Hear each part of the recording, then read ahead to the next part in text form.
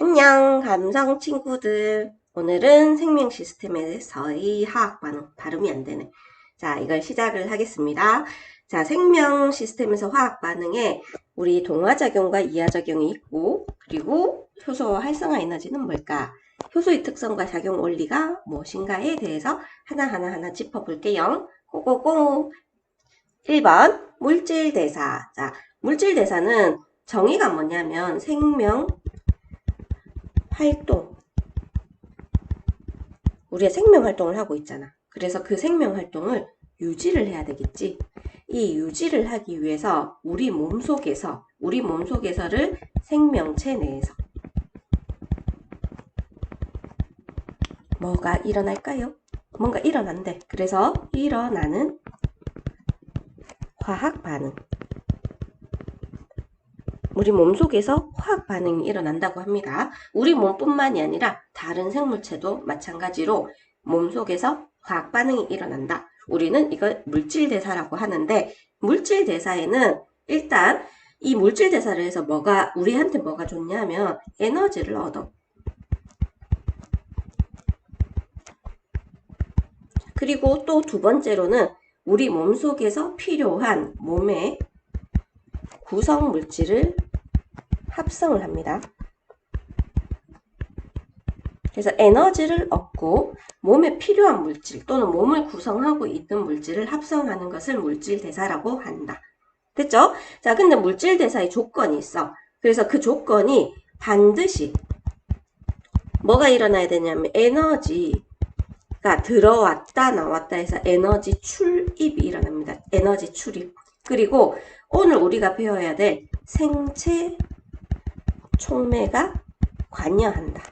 생체 촉매를 다른 말로 효소라고 얘기합니다. 이 효소가 관여하는 것이 물질대사야. 이거는 반드시 일어나기 때문에 무조건 일어납니다. 자, 그리고 물질대사에는 물질을 합성하는 작용이 있는데 이 합성하는 작용을 뭐라 부르냐면 동화작용. 그 다음 물질을 분해하는 작용이 있습니다. 그 분해하는 작용을 이화작용이라고 한다. 그러면 오늘 동화작용과 이화작용을 구분할 줄 알아야 되겠죠. 그래서 일단 동화작용과 이화작용을 구분할 건데 첫 번째 동화작용. 동화작용의 뜻이 뭐냐면 작은 분자. 그래서 작은 분자를 저분자라고 얘기를 합니다. 작은 분자를 큰 분자, 큰 분자는 고분자라고 하겠죠. 자, 고분자로 합성하는 반응이에요. 합성. 물질대사에서는 반드시 에너지 출입이 일어난다라고 했으니까 얘는 어떻게 에너지 출입이 일어나냐면 에너지를 흡수를 합니다. 그래서 에너지 흡수. 자, 이 흡수를 무슨 반응이라고 표현하기도 하냐면 흡열 반응이라고 얘기합니다. 그죠? 자, 그 다음에 예를 들어서 어떤 게 있냐면 광합성. 합성이란 글자가 동화작용에서는 대부분 다 들어가거든요. 그래서 단백질 합성. 그 다음에 지질 합성. 포도당이 글리코젠이 되는 거 있죠. 자, 이것도 합성인데 이게 저분자고 이게 고분자기 때문에 저분자가 고분자로 되는 반응을 동화작용이라고 합니다. 그럼 이화작용에 대해서 한번 해볼게요. 이화작용은 동화작용의 반대라고 생각을 하면 되기 때문에 고분자 물질을 뭘로 바꾸냐면 저분자로 분해하는 작용입니다. 분해. 근데 이화작용은 동화작용에서는 합성이란 글자 대부분 다 들어가는데 이화작용에서는 분해라는 글자가 잘 안 들어갑니다. 그렇기 때문에 이화작용은 우리가 글자를 보고 이게 이화야 라고 깨달을 수 있어야 됩니다. 그리고 그 다음에 자 이제 에너지를 어떻게 하냐면 방출을 해. 그래서 우리는 이걸 보고 발열 반응이라고 얘기를 해요. 이렇게 표현하고 그 예로서는 세포호흡 그리고 소화기에서 일어나는 소화 이런 것들을 이화작용이라고 얘기를 합니다. 그래서 물질 분해, 그러니까 고분자 물질이 저분자 물질로 분해되는 모든 작용들을 이화작용 이렇게 얘기를 하고, 자, 우리 그러면 이제 동화작용, 이화작용에서 에너지 출입 그래프를 그릴 수 있어야 되는데, 자, 그래프를 두 가지 형태로 한번 그려볼게요. 간단하게, 그리고 복잡하게. 자, 두 개의 그래프가 있습니다. 간단한 그래프도 보일 거고, 그 다음 복잡한 그래프도 보일 거니까 둘 다 익숙해지는 게 좋겠죠. 안 나오네.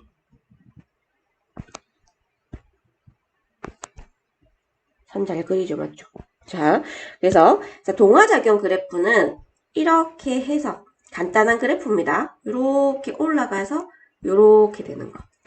자, 이화작용은 이렇게 되어서 자, 이렇게 내려가서 이렇게 되는 걸 이화작용이라 하는데, 자, 여기에서 요 왼쪽에 이 아이를 반응물이라고 하고, 오른쪽에 이 아이를 생성물이라고 합니다.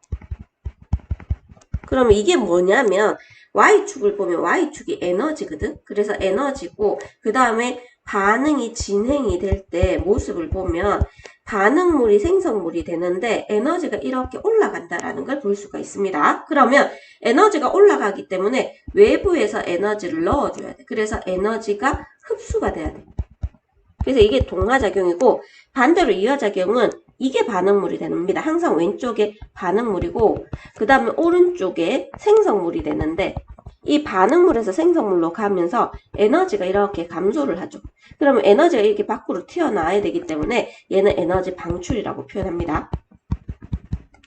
이거보다 더 어떻게 복잡한 그래프가 있냐면, 우리가 효소를 배워야 되잖아. 그러면 효소와 관련된 그래프가 있는데, 효소와 관련된 그래프는 오른쪽에다 그릴게요. 똑같이 반응물의 위치는 똑같이 그리세요. 자, 그리고 그 다음에 여기에 꼭대기를 한 개 그리고, 자, 그 다음에 생성물 위치는 다시 이렇게 똑같은 위치에다 이렇게 그리세요. 자, 그러면 이거는 효소의 작용을 나타내는 그래프라고 생각하면 되고, 자, 얘도 마찬가지야. 자, 얘는 반응물 똑같이 그리시고, 꼭대기를 한 개 그리시고, 그 다음에 생성물을 이렇게.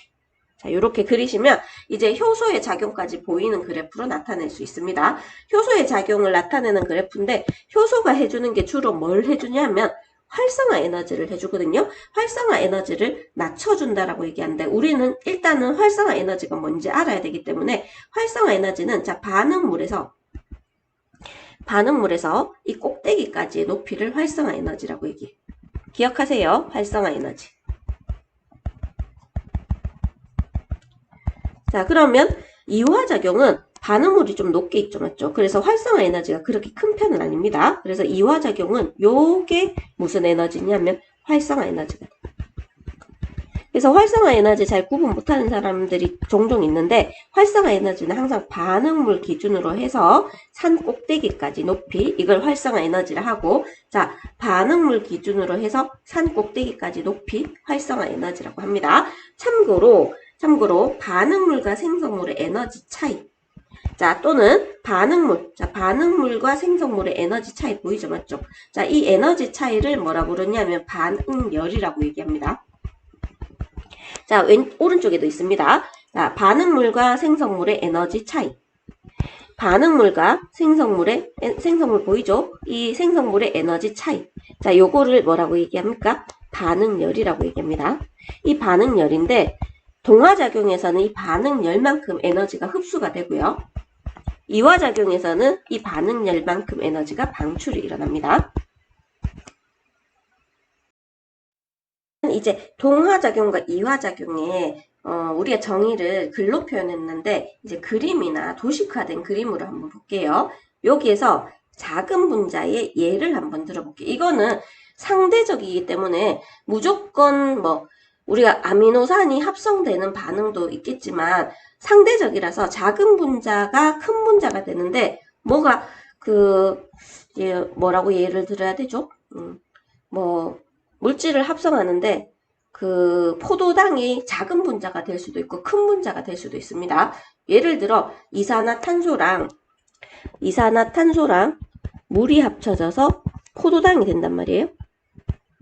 그러면 분자를 봤을 때 얘가 작은 분자들이고 포도당이 훨씬 더 큰 분자거든요. 그래서 포도당 C6, H12, O6 이렇게 되는데 얘가 더 큰 분자라서 이거는 동화작용의 개념인데, 자, 이제 포도당이 글리코젠이 되거든요. 근데 포도당은 단당류고 글리코젠은 다당류거든요. 그래서 글리코젠이 더 크기 때문에 이때는 포도당이 글리코젠이 되는데, 포도당이 되었다. 포도당이 글리코젠이 되는데 이게 동화작용입니다. 그래서 포도당이 되는 것도 동화작용인데 포도당이 딴 놈이 되는 것도 동화작용이에요. 그래서 일단 포도당이란 아이가 무조건 고분자가 아니라 상대적인 걸 봐야 돼. 얘들이 저분자가 되고 여기가 고분자가 되고, 그 다음에 여기에서는 포도당이 저분자가 되고 글리코젠이 고분자가 되기 때문에 항상 저분자 고분자 딱 정해진 게 아니라 상대적으로 누가 저분자다 누가 고분자다 이렇게 확인을 해줘야 됩니다. 자, 그러면 이제 한번 볼게요. 자, 작은 분자인데 작은 분자의 얘를 아미노산이라고 할게요. 이 아미노산에 에너지가 들어가. 그래서 에너지가 흡수됩니다. 흡수되면서 큰 분자가 되는데 큰 분자를 단백질이라고 하겠죠. 이 단백질 이렇게 되는 걸 우린 동화작용이라고 얘기하고 어떤 물질을 합성하는 반응이 됩니다. 그러면 반대로 큰 분자가 작은 분자가 되는 걸 보는데, 여기에서 포도당이라는 아이를 예를 들어 볼게요. 포도당은 항상 그림 그릴 때 이렇게 육각형 형태로 그려. 왜냐하면 얘가 육탄당이기도 하고 생긴 모습이 육각형이거든요. 물론 풀리기도 하지만 이런 포도당이 자 이제 뭐가 되냐면 여기서 물하고 이산화탄소가 되는데, 그러면서 우리는 에너지가 빠져나오겠죠. 이렇게 에너지가 방출이 됩니다. 이렇게 에너지 방출되면 물질이 뭐 되냐면 물질이 분해가 돼요. 이렇게 분해되는 걸 이화작용이라고 합니다. 자, 이 그림에서는 에너지가 흡수되고 에너지가 방출되는 것은 그림상에 나타냈는데 여기에 나타나지 않은 것, 이 반응에서 무조건 뭐가 관여한다? 효소가 관여하고 있습니다. 그래서 일단 효소가 둘 다 관여한다. 자, 그 다음에 한 가지 더 알아야 될 게 동화작용과 이화작용은 반드시 어떠냐면 생명체 내에서 일어나잖아요. 생명체 내에서 일어나기 때문에 단계적으로 일어납니다. 그래서 우리가 한꺼번에 보여주고 있긴 하지만 항상 그냥 한꺼번에 일어나는 건 생명체 내에서 무리가 있기 때문에 조금씩 단계적으로 일어난다. 이렇게 기억을 해주시고, 그 다음에 우리 물질 대사랑 그럼 생명체 밖에서 일어나는 화학 반응, 물질 대사랑 생명체 밖에서 일어나는 화학 반응이 어떤 차이가 있을지 한번 볼게요. 물질 대사는 어디에서 일어나냐면 반응 온도가 37도 정도에서 일어납니다. 37도씨는 어디랑 비슷하냐면 체온과 비슷해요. 체온 정도의 범위에서 일어납니다. 자, 그리고 생명체 밖에서 일어나는 화학 반응의 대부분은 거의 400도씨 정도, 아주 높은 온도에서 일어납니다. 됐죠? 자, 그 다음에 촉매, 다른 말로 효소라고 얘기를 합니다. 그런데 물질 대사는 효소, 촉매가 관여합니다. 하지만 생명체 밖에 일어나는 화학 반응은 물론 촉매가 있어도 돼. 알겠죠? 근데 관여하기도 하는데 대부분은 관여하지 않습니다. 알겠죠? 넣어주면 더 빨리 일어날 수 있어요. 예를 들어 우리 질소랑 수소랑 합성해서 암모니아를 만드는 반응 있죠. 자, 이런 것들은 여기에서는 관여하지 않는다라고 하지만 얘는 이게 반응이 잘 안 일어나. 그래서 이 반응이 잘 안 일어나기 때문에 산화철을 집어넣어 주는데 이 산화철을 집어넣어 주면 반응이 잘 일어난다라고 합니다. 이런 촉매. 자, 촉매가 이렇게 관여를 합니다. 근데 정확히 얘기해서는 효소가 관여하는지. 근데 효소는 어디에서 작용하냐면 생명체 내에서 작용하거든요. 네. 그래서 이 남의 반응을 도와주는 걸 촉매라 하는데 이 촉매가 얘는 관여하고 얘는 관여하지 않지만 관여하는 것도 있습니다. 대부분 관여하지 않는다. 이렇게 하는 게 정확하겠죠. 됐죠? 자, 근데 여기에서 연소 반응은 촉매가 따로 필요 없습니다. 그래서 지금은 연소의 예를 들고 있기 때문에 우리 교과서상에는 관여하지 않는다 이렇게 돼 있지만 연소 외에 관여하는 반응도 있다라는 걸 기억을 해주세요. 자, 그 다음에 얘는 아까도 얘기했듯이 여러 단계에 거쳐서 단계적으로 일어나는데 얘는 한꺼번에 일어납니다. 됐죠? 자, 그리고 그 다음에 여기 보면 세포호흡인데 그림을 한번 이해를 해보자고. 여기에서 계단으로 표현해놨죠. 자, 그거는 뭐 때문이다? 반응이 단계적으로 일어난다. 자, 그 다음에 자, 에너지가 단계적으로 나오고 있습니다. 자, 얘는 지금 세포호흡이기 때문에 이화작용의 모습을 나타냈고, 자, 포도당이 고분자가 되는 거고, 그 다음에 여기에서 이산화탄소나 물이 저분자가 됩니다. 그리고 에너지가 빠져나오는 건 에너지를 방출하고 있다는 모습이겠죠. 됐죠? 자, 그리고 그 다음에 생명체 밖에서 일어나는 건 포도당이 이산화탄소와 물로 분해되는데, 다량의 에너지가 한꺼번에, 자, 왼쪽 그림과 에너지 차이가 있죠. 얘는 가는 실선 3, 4개를 그려놨지만 여기는 한 번에 에너지가 방출된다라는 걸 볼 수가 있습니다. 됐죠? 자, 그러면 이제 생체 촉매에 대해서 할게요. 생체 촉매인데 제가 지금 계속 언급을 하고 있는데 생명체 내에서 합성돼요. 자, 생명체 내에서 합성이 돼요. 그 얘가 어떤 거냐면 뭐 아밀레이스도 있고요. 아는 거 있나요? 펩신도 있고 뭐 트립신도 있고 들어봤죠? 자, 이렇게 생명체 내에서 합성되어 물질 대사, 우리 앞에서 배웠던 동화작용이나 이화작용, 물질 대사를 촉진은 업 시켜준다는 얘기입니다. 촉진을 하는 물질이며 우리는 생체 촉매를 뭐라고 부르기도 하냐면 제가 이미 적어놨습니다. 효소라고 부르기도 한다. 효소라는 말을 더 많이 씁니다. 자, 이 효소는 뭘로 이루어져 있냐면 단백질로 이루어져 있습니다. 단백질. 그러면 이렇게 단백질로 이루어져 있기 때문에 열과 용액의 액성, 액성은 산성, 중성, 염기성을 뜻합니다. 액성에 민감하다. 자, 그리고 고온에서 파괴가 됩니다. 저온에서는 작용을 못하고 고온에서는 파괴가 된다. 그리고 그 다음에 생명체 내의 물질 대사에는 효소가 관여하는데 아주 다양한 효소가 관여합니다. 왜 다양한이라고 쓰는지는 이따 한번 얘기를 할게요. 그래서 다양한 효소가 관여한다. 됐죠? 그러면 효소의 작용, 효소의 기능을 볼 건데 자, 효소를 한번 볼게요. 자, 지금 아까 살짝 얘기를 했었는데 자, 지금 이거는 동화작용일까요? 이화작용일까요? 그렇죠. 자, 얘는 이화작용입니다. 왜? 반응물이 가진 에너지가 생성물이 가진 에너지보다 크기 때문에 에너지를 이만큼 방출을 해줘야 됩니다. 자, 우리는 이거를 아까 뭐라고 얘기했죠? 반응열이라고 얘기했죠. 반응열인데 얘는 어떤 반응이냐면 발열을 하는 겁니다. 열을 방출하는 발열 반응. 이렇게 되는데 우리 활성화 에너지를 찾을 수 있어요. 활성화 에너지 한번 찾아볼까요? 자, 한번 자기 책에 한번 살짝 연필로 살짝 표시해 보세요. 어디가 활성화 에너지일까? 쌤 2개인데요. 둘 다 찾으세요. 자, 여기에서 얘가 이만큼. 자, 이만큼이 원래 활성화 에너지였어. 이만큼. 활성화 에너지였는데 활성화 에너지가 요만큼으로 지금 줄어들고 있습니다. 자, 그래서 우리는 여기에다가 이렇게 표시를 해줘야 돼. 얘는 효소가 없을 때 활성화 에너지. 자, 얘는 저 작은 아이 있지. 효소가 있을 때 활성화 에너지입니다. 그러면 여기에서 우리가 결론 낼 수 있는 건 효소 다른 말로 생체 촉매라고 표현합니다. 매는 뭐를 낮춰준다? 효소는 활성화 에너지를 낮춰줍니다.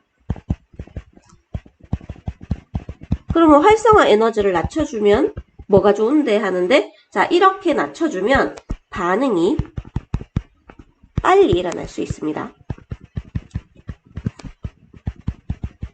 근데 효소는 이렇게 활성화 에너지만 건드리지 다른 것들, 효소는 반응열이나 열은 변화시키지 않습니다.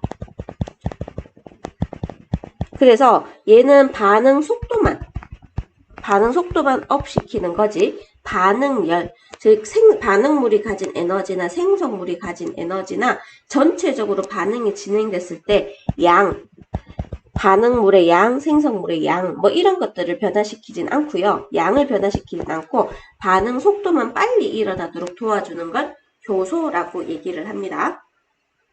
됐죠? 자, 그러면 이제 활성화 에너지는, 활성화 에너지, 계속 활성화 에너지가 나오는데, 활성화 에너지는 뭐냐면, 화학 반응을 하고 있죠. 어디에서?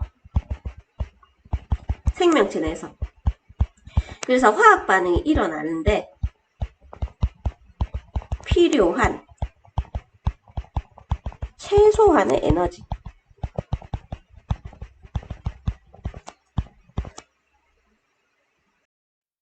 우리가 택시를 타고 싶죠. 그러면 택시를 타려면 최소한 택시를 타려면 얼마 필요하지? 요즘에 얼마죠? 2,800원인가? 3,000원인가? 잘 모르겠네. 자, 그래서 2,800원이 필요하다. 그러면 내가 2,500원밖에 없어. 그러면 택시를 탈 수 없죠. 그러면 택시 요금이 인하됐다. 기본 요금이 인하됐다 하면 2,000원으로 인하됐으면 우리가 택시를 탈 수 있잖아요. 그죠? 그래서 택시를 타기 위해서 최소한 이 돈? 이런 것들을 기본 요금이라고 하는데 우리가 화학 반응이 일어났을 때 최소한의 에너지. 자, 이거를 활성화 에너지라고 얘기합니다. 그래서 이 최소한의 에너지를 낮춰주면 우리가 반응이 더 빨리 일어날 수 있다. 됐죠? 그래서 활성화 에너지가 크면 반응이 일어나기 어렵고요. 자, 그리고 활성화 에너지가 작으면 반응이 쉽다. 반응이 쉽다. 이렇게 생각하면 됩니다. 그래서 효소가 뭘 해준다? 활성화 에너지를 낮춰준다. 이해됐죠? 이제 효소에 대해서 조금 더 자세하게 할 건데 효소가 어떤 기능을 가지고 있냐라고 했을 때 자, 효소는 효소의 특성을 한번 볼게요. 자, 효소의 특성은 기질 특이성이라는 걸 가지고 있어. 그래서 효소의 특성 기질 특이성이라는 특성을 가지고 있는데 기질 특이성이 뭐냐면 한 종류의 효소는 한 종류의 반응물. 자, 우리는 이걸 보고 반응물을 기질이라는 말을 씁니다. 기질. 아마 기질이 익숙하지 않은 친구들이 있을 건데 이 한 종류의 반응물 기질에만 작용한다.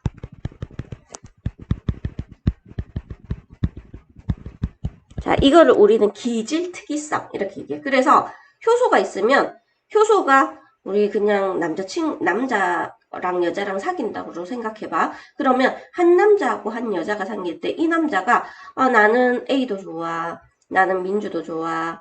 난 재현이도 좋아. 난 민혜도 좋아. 그래서 민주도 사귀고 재현이도 사귀고 민혜도 사귀고 그 가능하나요? 안 되죠, 맞죠? 그럼 나쁜 놈이잖아, 맞지? 땡땡땡. 자, 그래서 우리 효소도 마찬가지예요. 효소는 아무거나 다 반응하는 게 아니라 자기가 정해놓은 반응물과 반응을 합니다. 그걸 보고 뭐라 부르냐면 기질특이성 이렇게 얘기를 합니다. 그러면 밑에 그림에서 뭐가 효소고 뭐가 이제 기질인지 한번 볼게요. 자, 기질특이성에 대해서 설명을 할 건데 여기가 효소입니다. 효소. 자, 효소고 그 다음에 여기 두 가지 반응물이 있습니다. 이렇게 두 가지 반응물이 있는데 누구랑은 여기에 보면 효소와 기질이 결합하는 부위가 있어. 근데 이 결합하는 부위가 효소에 결합하는 부위와 기질에 결합하는 부위가 딱 이렇게 일치해야지 결합을 할 수 있거든. 근데 왼쪽 아이는 좀 비슷하게 생겼는데 오른쪽 아이는 안 비슷하게 생겼죠, 맞죠? 그래서 왼쪽 아이는 결합을 할 수 있는데 오른쪽 아이는 결합을 할 수 없다. 자, 우리는 이걸 보고 뭐라 부르냐면 기질 특이성이라고 얘기를 합니다. 그래서 효소는 효소마다 뭐를 가지냐면 고유한 입체 구조를 가지고 있어. 입체 구조. 그러면 이 입체 구조와 들이맞는 기질하고만 반응한다. 우리는 이걸 보고 뭐라고 얘기합니까? 기질 특이성 이렇게 얘기를 합니다. 그죠? 자, 그러면 이제 우리 두 번째 특징이 뭐냐면은 효소는 얘는 반응을 할 때 반응 전, 반응 후에 효소 자체가 절대 뭔가 반응을 하거나 하는 게 아니라 얘는 뭐만 낮춰주냐면 활성화 에너지만 낮춰줍니다. 그렇다 보니까 이 활성화 에너지 낮춰주고 반응 끝나면 얘가 다시 어떻게 되냐면 효소는 재사용을 할 수 있습니다. 자, 그래서 효소는 반응 전후 효소 자체가 변하지 않아서 항상 어떠냐면 재사용이 가능합니다. 합리적이죠, 맞죠? 됐죠? 그러면 이제 밑에 가서 효소의 작용 원리를 볼 건데 왼쪽에 보면 효소가 있고요. 이 효소의 입체 구조랑 딱 들이맞는 반응물이 있죠. 자, 이 반응물을 기질이라고 표현합니다. 기질.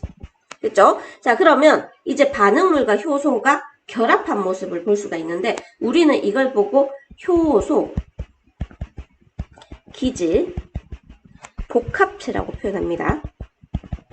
자, 이렇게 결합을 하게 되면 이 반응물이 어떤 반응을 할 때 뭐가 낮춰지냐면 활성화 에너지가 낮춰집니다. 자, 그러면 이제 옆에 가서 이렇게 두 개의 생성물로 분해가 된 걸 볼 수 있죠.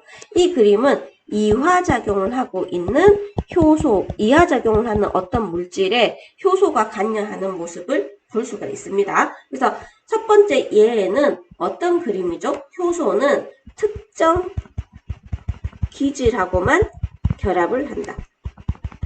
그거를 우린 유식하게 뭐라고 얘기했죠? 기질, 특이성 이렇게 얘기를 합니다. 자, 그리고 얘는 이렇게 효소 기질 복합체를 만들게 되면 활성화 에너지가 어떻게 된다 했다? 활성화 에너지가 낮아진다. 활성화 에너지가 낮아지면 반응 속도를 어떻게 한다? 업시킨다. 이렇게 얘기를 했습니다. 자, 그리고 이제 얘가 나중에 되면 이제 분리가 됩니다. 얘가 반응이 일어나면 기질과 분리가 되겠죠. 맞죠? 그래서 반응이 끝나면 생성물과 분리가 됩니다. 분리가 되고 그러면 반응이 끝난 효소는 버려지나요? 그게 아니라 어떻게 된다고요? 재사용할 수 있다. 이해됐죠? 자, 그러면 이제 우리 효소가 어디에 활용되는지 한번 간단하게 얘기를 해봅시다. 그리고 효소는 물론 생명체 안에서 만들어지기는 한데 생명체 안에서 만들어지지만 생명체 밖에서도 온도랑 pH 그러니까 용액의 액성이 맞다면 생명체 밖에서도 적용이 가능해. 할 수 있습니다. 그래서 지금 다양하게 효소를 활용하고 있어. 그럼 어디에 활용하는지 한번 볼게요. 자, 일상생활에서 효소를 활용하는 옛 선비, 옛 조상들이 뭐를 만들었냐면 이 효소를 이용해서 발효식품을 만들었습니다. 발효식품의 제일 대표적인 예가 김치죠.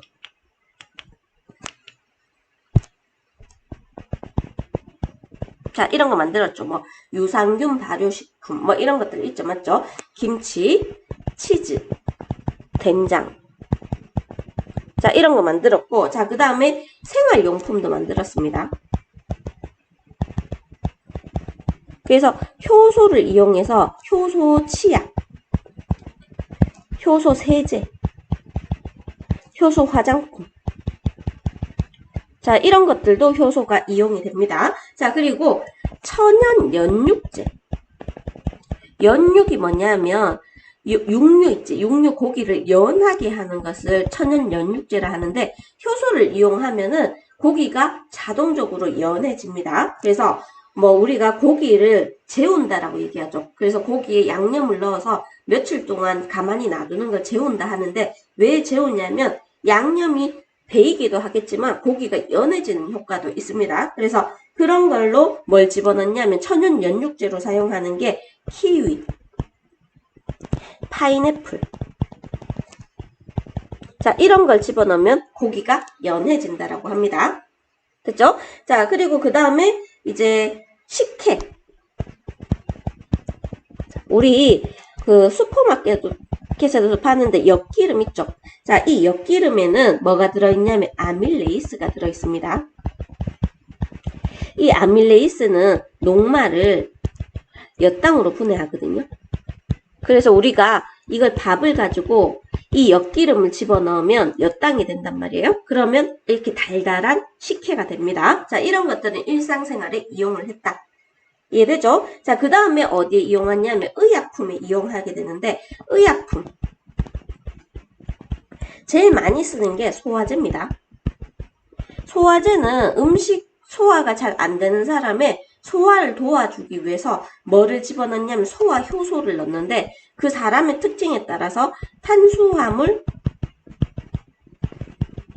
분해 효소. 자, 그 다음에 단백질 분해 효소. 질 분해 효소. 자, 그 다음에 지방 분해 효소. 자, 이런 것들이 소화제입니다. 물론 셋 다 넣기도 합니다. 자, 그리고 몸속에 콜레스테롤이나 아니면 찌꺼기가 많이 사용되면, 찌꺼기 많이 쌓이면 피가 잘 안 통하거든. 그래서 혈전 용해제. 자, 이거에도 뭐가 들어있냐면 혈전 용해 효소가 들어있습니다. 됐죠? 자, 그 다음에 의료기기에도 사용을 하는데, 의료기기는 특히 많이 사용하는 분야가 소변검사지. 자, 소변검사지 안에는 포도당을 산화시키는 효소가 있어. 그래서 포도당이 들어있으면 색깔이 변하게 만드는 거야. 그래서 우리가 보통은 오줌에 포도당이 들어있으면 당뇨병이라고 얘기하잖아요. 그죠? 그래서 당뇨병 환자인지 아닌지 검출할 때 소변검사지에 포도당 산화효소를 이용하고, 자, 그 다음에 혈당 측정기. 이 또한 포도당 산화효소를 이용합니다. 얼마나 많이 산화가 됐는지로, 이게 포도당이 얼마나 들어있는지에 따라서 그 산화되는 정도가 달라서 피에 있는 당을 측정하는 걸 혈당 측정기라고 하는데, 이런 것들도 전부 다 포도당 산화효소를 이용한다. 됐죠? 그 다음에 산업 분야에서는 섬유, 의류 또는 가죽 제품 생산할 때, 자, 효소를 많이 사용하는데 청바지 탈색 색이라든지 아니면 가죽을 연하게 한다든지 할 때 전부 다 위에 사용한 효소들을 사용을 하게 됩니다. 자, 그리고 그 다음에 자, 환경 분야에도 사용되는데 미생물로부터 얻은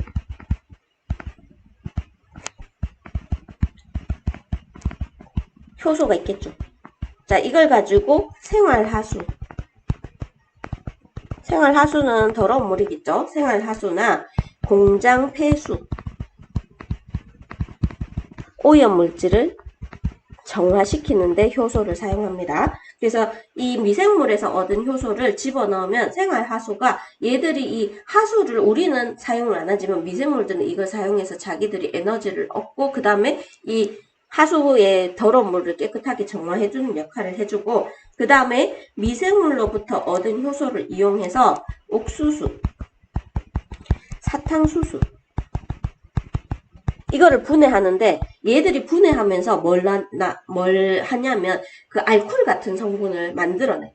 그래서 우리 이런 걸 보고 알코올 발효라고 얘기하는데, 이 효소가 옥수수나 사탕수수를 분해해서 뭐를 얻어낼 수 있냐면 연료를 얻어낼 수 있습니다. 그래서 연료를 얻어내는데 우리 이런 것들을 바이오 에탄올, 자, 이런 식으로 표현을 합니다. 그래서 이렇게 효소가 사용된다. 자, 이거 외에 효소가 관여하는 다양한 생명 형상에 우리가 출혈이 되잖아. 자, 출혈이 되면 그 다음에 혈액응고가 일어납니다. 근데 이 혈액응고, 너네 피 흘려봤지? 그럼 조금 있으면 피가 멈추잖아. 그거를 우리는 혈액응고를 하는데, 그거는 혈소판 안에 들어있는 트롬보키나제라는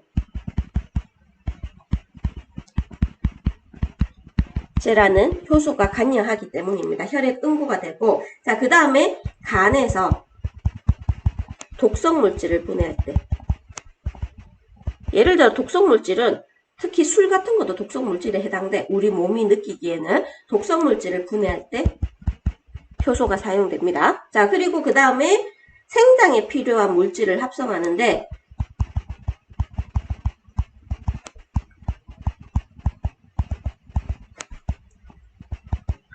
합성할 때 몸 안에서 일어나겠죠. 그래서 많은 효소가 관여를 합니다. 자, 그리고 우리 몸속의 소화효소, 중학교 때 다 배웠죠, 맞죠?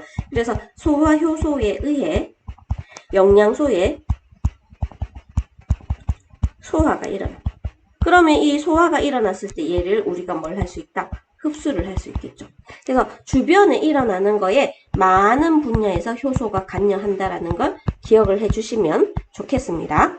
됐죠? 자, 중요 내용들은 이제 끝났고요. 우리 실험을 한번 볼게요. 자, 실험에 보면 카탈레이스를 이용한 과산화수소 분해라고 되어 있죠. 자, 이거 실험은 시험에 자주 나오니까 실험 과정이나 실험의 결과물을 이해하도록 이렇게 하는 게 좋거든요. 그러면 어떻게 실험한지 한번 볼게요. 세 개의 시험관 A, B, C에 3% 과산화수소를 넣습니다. 자, 여기에서 이 과산화수소는 뭐가 됐냐면 기질. 알겠죠? 기질 또는 반응물입니다. 밑에 내려가면 과산화수소 기질 반응물은 자, 얘가 뭐냐면 물과 산소인데 이게 생성물이 됩니다. 생성물. 자, 근데 시험관 A는 과산화수소만 놔뒀어. 그래서 시험관 A는 과산화수소. 얘는 only 과산화수소입니다. 화학식으로 쓸게요. H2O2.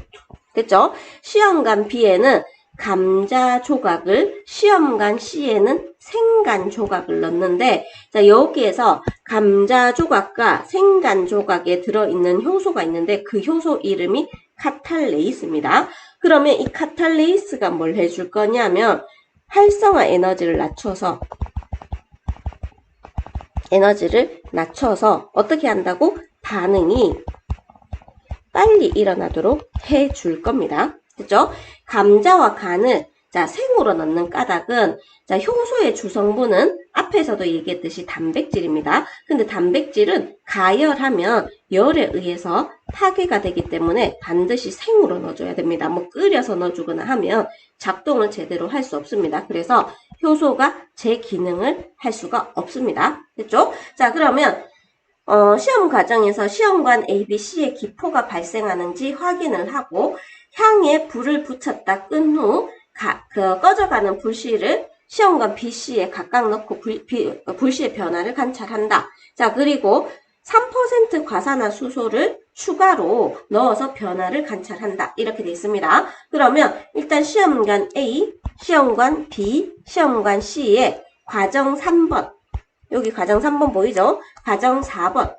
그 다음에 과정 5번에 결과를 한번 기록을 해볼게요. 자, 과정 3번에 기포가 발생하는지 관찰하는데 얘는 기포가 발생을 안 합니다. 자, 얘는 발생함. 자, 그 다음에 얘도 발생함이 됩니다. 기포가 발생했다는 얘기인데 이 기포의 정체가 뭐냐 하면은 과산화수소가 분해되면서 뭐가 되냐면 물과 산소가 되는데 산소입니다. 이산화탄소 아니야. 이런 것도 시험에 자주 나옵니다. 이산화탄소 아니고 산소인데 이 산소가 나오면서 이게 기포로 보이게 되는 겁니다. 그래서 기포. 됐죠? 자, 그 다음에 이제 과정 4에서 A는 안 했으니까 이거는 치우고 자, 여기에 꺼져가는 불씨를 갖다 대니까 불씨가 다시 잘 타오릅니다. 잘 살아난다. 자, 여기에도 불씨가 잘 살아남. 자, 그거는 뭐가 나왔기 때문이냐면 산소인데 산소는 어떤 물질이 잘 타게 도와주는 성질을 가지고 있습니다. 이 성질을 뭐라 부르냐면 조연성이라고 얘기해. 그래서 어떤 물질이 잘 타도록 도와주는 성질이니까 꺼져가는 불씨인데 이거를 넣고 꺼져가는 불씨가 다시 잘 타는 걸로 봐서 산소가 이 불씨가 타는데 도와주는 역할을 해주는 거예요. 됐죠? 자, 그리고 그 다음에 5번째, 이제 반응이 끝났어. 반응이 끝났는데 다시 3% 과산화수소를 넣어주는데 다시 새로운 기질, 반응물을 넣어줍니다. 이렇게 반응물을 넣어주면 BC에 넣어줬으니까 여기는 안 하고 자, 다시 기포가 발생해. 또 여기에도 기포가 발생합니다. 뭐만 넣어줬지? 여기에서 효소를 다시 넣어줬다고 착각하는 사람이 있는데 생간이나 감자 조각은 그대로고 과산화수소를 다시 넣어줬어. 그러니까 우리 여기에서 이제 실험 결과에서 A에서 변함이 없는 까닭은 이렇게 돼 있는데 과산화수소는 분해 속도가 매우 느리기 때문에 자 반응 속도가 매우 느립니다.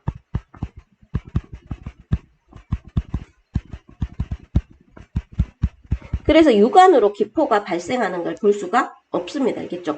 물론 시간이 오래 지나면 시험관 A에서도 분해가 되겠지만 빨리 반응이 일어나지 않기 때문에 우리가 기포가 발생하는 정도는 볼 수가 없다. 됐죠? BC에서 꺼져가는 불씨가 잘 살아나는 이유는 기포의 성분이 뭐 때문이다? 누구 때문이다? 산소 때문입니다. 산소로 한글로 쓰시든지 아니면 O2라고 써주세요. O라고 쓰면은 감점입니다. 알겠죠? 자, 감자와 생간 조각에 들어가 있는 효소의 이름과 작용은 했는데 효소의 이름이 뭐죠? 카탈레이스입니다. 카탈레이스. 자, 얘는 뭐를 낮춰준다? 활성화 에너지를 낮춰줍니다. 그래서 과산화수소를 빨리 분해할 수 있도록 활성화 에너지를 낮춰서 과산화수소가 빨리 분해됩니다.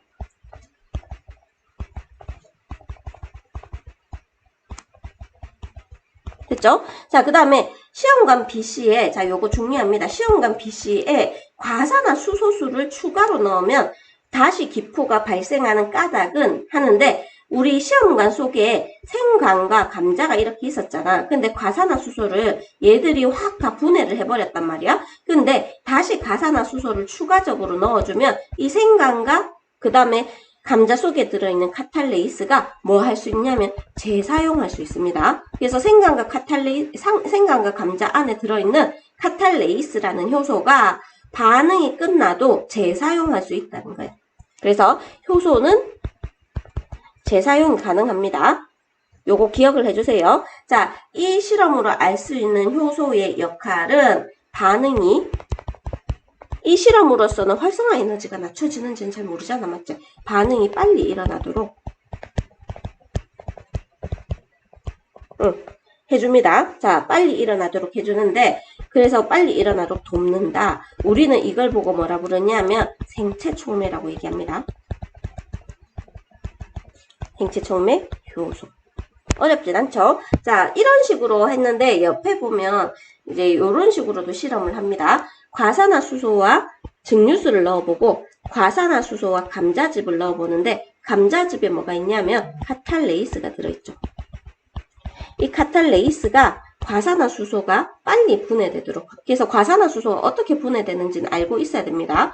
두 개의 H2O2가 두 개의 물과 한 분자의 산소로 분해되는데 이 산소가 나오면서 이렇게 풍선이 부풀어 오른다 말입니다. 근데 여기에서는 반응이 거의 일어나지 않기 때문에 풍선이 부풀어 오르는 걸 볼 수 없지만 얘는 아주 빠른 속도로 부풀어 오르는 걸 볼 수가 있습니다. 그래서 이 감자즙에 들어있는 카탈레이스는 이 과산화수소를 아주 빨리 분해하는데 도움을 준다. 됐죠? 자, 이렇게 해서 우리 오늘 효소 생명체 내에서 화학 반응을 마무리했는데 다시 한번 거슬러 올라가면 우리가 동화작용, 이화작용 구분할 수 있는지, 효소는 무엇인지, 활성화 에너지는 무엇인지, 효소는 어떤 특성을 가지고 있는지, 그리고 작용을 어떻게 하는지 다 익힐 수 있었겠죠? 됐죠? 자, 열심히 공부해서 좋은 결과를 얻기 바랍니다. 화이팅! 안녕!